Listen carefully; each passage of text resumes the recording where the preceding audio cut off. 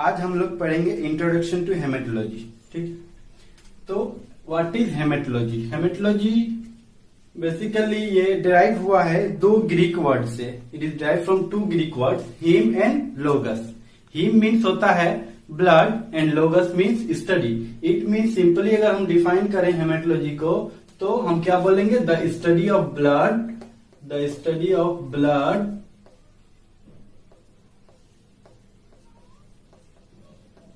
Is called haematology. Okay, अब हम बात कर रहे हैं कि हम लोग को ये डिफिनेशन एनफ नहीं है। ठीक है, इसको हमको प्रॉपरली बोलना है तो हम क्या बोलेंगे?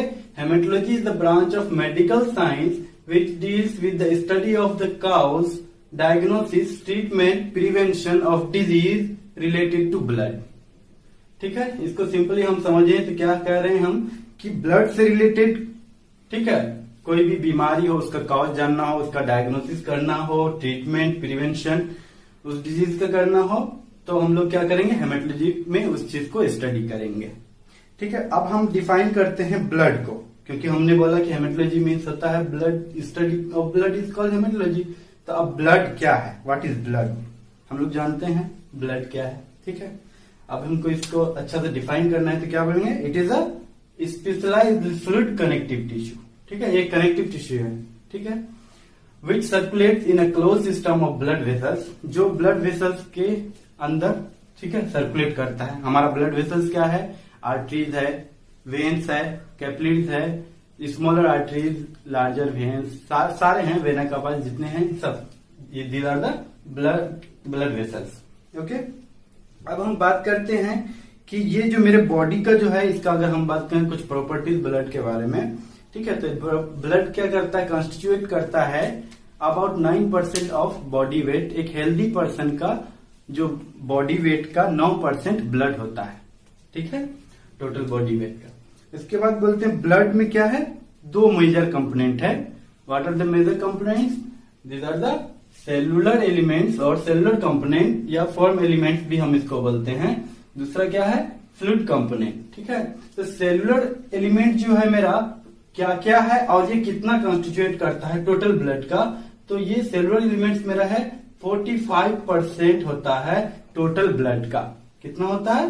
45%। और फ्लूइड कंपोनेंट जो है मेरा वो कितना होता है? 55% ऑफ टोटल ब्लड वॉल्यूम। ठीक है, अब फॉर्म एलिमेंट्स और सेलुलर एलिमेंट्स में मेरा क्या क्या आ रहा है? ये आ रहा है आरबीसीज, डब्ल्यूबीसीज and platelets. Okay, RBC, WBC and platelets. और फॉर्म फ्लूइड कंपोनेंट में मेरा क्या है? प्लाज्मा।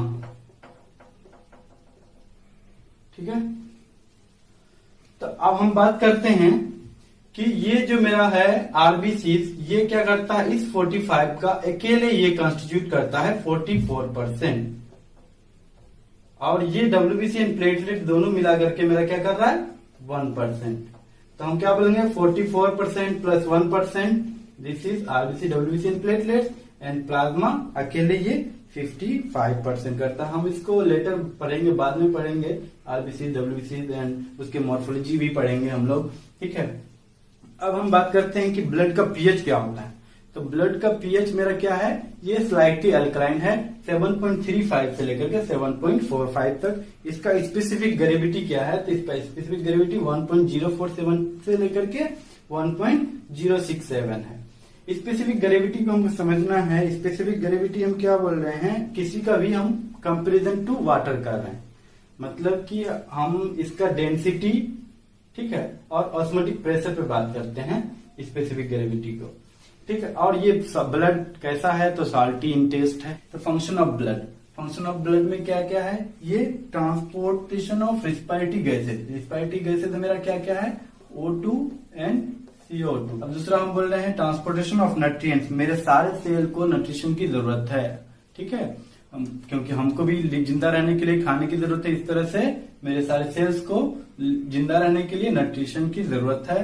तो न्यूट्रिशन भी हम कौन ट्रांसपोर्ट कर रहा है? तो ब्लड ट्रांसपोर्ट कर रहा है। ठीक है, maintenance of acid base balance, ये बहुत ही इंपॉर्टेंट चीज है कि मेरा जो एसिड बेस बैलेंस है वो क्या होना चाहिए, मेंटेन होना चाहिए। अगर मेंटेन नहीं होगा, सपोज मेरा क्या होगा, हमको पीएच मेरा लो कर रहा है, डिक्रीज हो रहा है, इट मीन्स कि हमको एसिडिसिस हो सकता है। और पीएच अगर मेरा हाई भी हो सकता है, अगर 7.45 से अगर बढ़ रहा है मेरा पीएच, ब्लड पीएच, तो मेरा क्या होगा, हमको अल्कलोसिस होगा। ठीक है, तो दोनों मेरे लिए डेंजरस है, एसिडोसिस और अल्कलोसिस दोनों। ठीक है, और ये एसिडोसिस दो तरह से होता है, एसिडोसिस अल्कलोसिस दो तरह से होता है, मेटाबॉलिक एसिडोसिस और रिस्पायरेटरी एसिडोसिस। ठीक है, मेटाबॉलिक अल्कलोसिस और रिस्पायरेटरी अल्कलोसिस। ठीक है, रेगुलेशन ऑफ वाटर बैलेंस। ठीक है, वाटर बैलेंस भी रेगुलेट करता है, बॉडी टेम्परेचर। ठीक है, यानी ऑस्मो रेगुलेशन में मेरा वर्क करता है। ठीक है, transport of hormones, vitamin, salt. ठीक है, एक्सक्रीशन ऑफ वेस्ट प्रोडक्ट, मेरा जो भी वेस्ट प्रोडक्ट है, ठीक है, इसको एक्सक्रीट आउट करता है थ्रू यूरिन, थ्रू स्वेट। ठीक है, यूरिन के थ्रू, स्वेट के थ्रू। ठीक, और जैसे कि मेरा वेस्ट प्रोडक्ट यूरिया, क्रिएटिनिन, जितना भी मेटाबॉलिक वेस्ट प्रोडक्ट्स है, सबको एक्सक्रीशन करता है। और क्या है, डिफेंस मैकेनिज्म, ये है डिफेंस मैकेनिज्म, इसमें डब्ल्यूबीसी रोल प्ले करता है। इसमें कौन रोल प्ले करता है, WBC. Transportation of respiratory gases में कौन रोल प्ले कर रहा है, मेरा आरबीसी कर रहा है। आरबीसी क्या करता है, ऑक्सीजन कैरी करता है। ठीक है, regulation of blood, sorry coagulation of blood, coagulation of blood में प्लेटलेट्स रोल प्ले करता है। प्लेटलेट्स मेरा क्या करता है, कोगुलेशन में हेल्प करता है। ठीक है, मतलब कि ये स्टॉप करता है ब्लीडिंग को। ठीक है, और क्लोटिंग करता है। ठीक,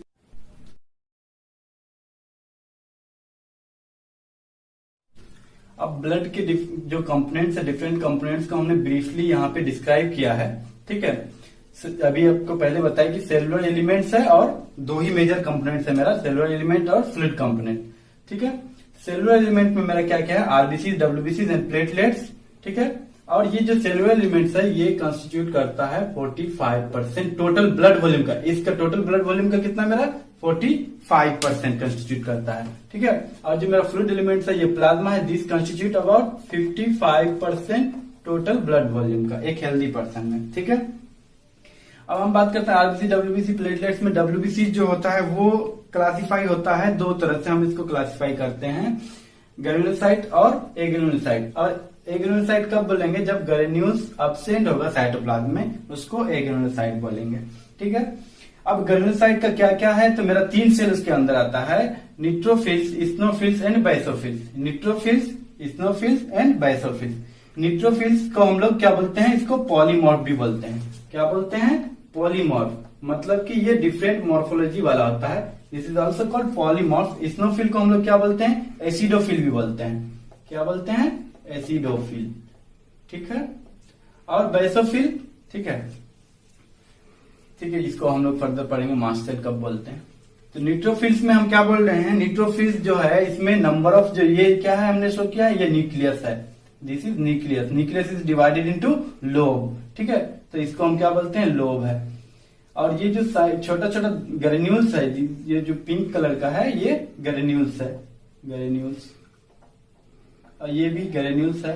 तो यहाँ पे देख रहे हैं आप, फाइन पिंकिश ग्रेन्यूल्स न्यूट्रोफिल में है।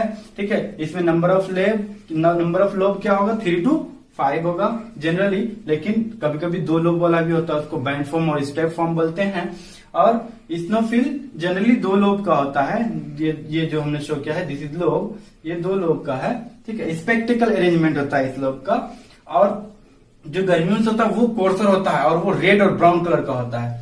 ठीक है, अब बेसोफिल, बेसोफिल में हम क्या बोल रहे हैं कि बेसोफिल में जो ग्रेन्यूल्स है वो क्या करता है, लोब जो मेरा अंदर न्यूक्लियस है उसको ओवरलैप किया हुआ रहता है, इसीलिए जो मेरा अंदर जो न्यूक्लियस, जो लोब है, this nucleus is divided into lobe, ये लोब क्या होता है, इतना इजीली विजिबल नहीं होता है। ऐसे हम लोग उतना आसानी से नहीं देख सकते हैं, क्योंकि न्यूक्लियस जो मेरा ग्रेन्यूल्स है वो क्या करता है, कोर्सर होता है, और वो ओवरलैप किया हुआ होता है। अब बात करते हैं एग्रेन्युलोसाइट पे। एग्रेन्युलोसाइट में monocyte, monocyte is the largest cell in the circulation, largest cell in circulation, blood circulation में सबसे बड़ा सेल क्या है, मेरा लार्जेस्ट सेल है, 16 से 22 माइक्रोन एम का इतना साइज होता है इसका।